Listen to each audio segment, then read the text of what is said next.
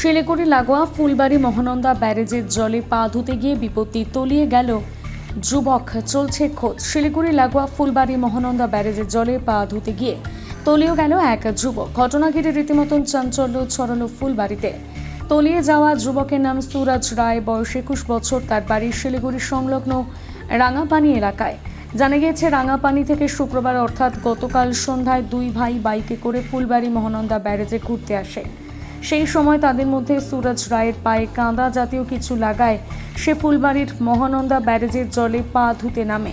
এতেই ঘটে যায় বড় সড় বিপত্তি। পা পিছলে জলে তলিয়ে যায় যুবক। খবর পেয়ে সঙ্গে সঙ্গে ছুটে আসে ফাঁসিদেওয়া থানার পুলিশ সহ পরিবারের সদস্যরা। বিপর্যয় মোকাবিলা দল গতকাল গভীর রাত পর্যন্ত তল্লাশি চালিয়ে তার খোঁজ পায়নি। শনিবার অর্থাৎ আজ ফের সেই যুবকের খোঁজ শুরু করেছে ফাঁসিদেওয়া থানা ও বিপর্যয় মোকাবিলা দল। আমি যেটুকু শুনছি, আমাদেরই মানে বাজারের পাশেই ওরা আর কি। আমি শুনতে পারলাম যে 7:01 ঘটনা আর কি। আমরা আসছিলাম, আমরা এসে শুনলাম যে এইরকম ঘটনা। তারপরে ডুবারু নামলো, ডুবারুরা এখনো মানে পায় নাই।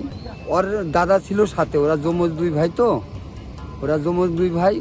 ওর দাদা সাথে ছিল। ওর দাদা যখন মানে ওর পায়ে গোবর আসছিল লেগেছিল, ওরা দুই ভাই ঘুরতে আসে যখন পায়ে গোবর পড়ছে, বলছে দাদা তুই এখানে থাক, আমি একটু পাটা ধুয়ে আসি।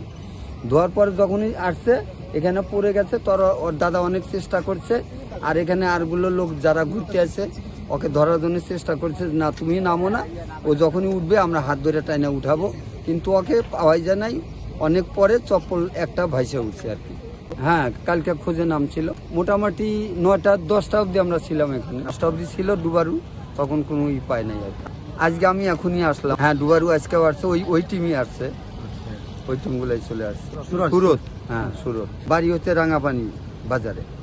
আমার নাম রঘুনাথ সরকার, আমার বাড়ি বণিজ্য সরকার পাড়া।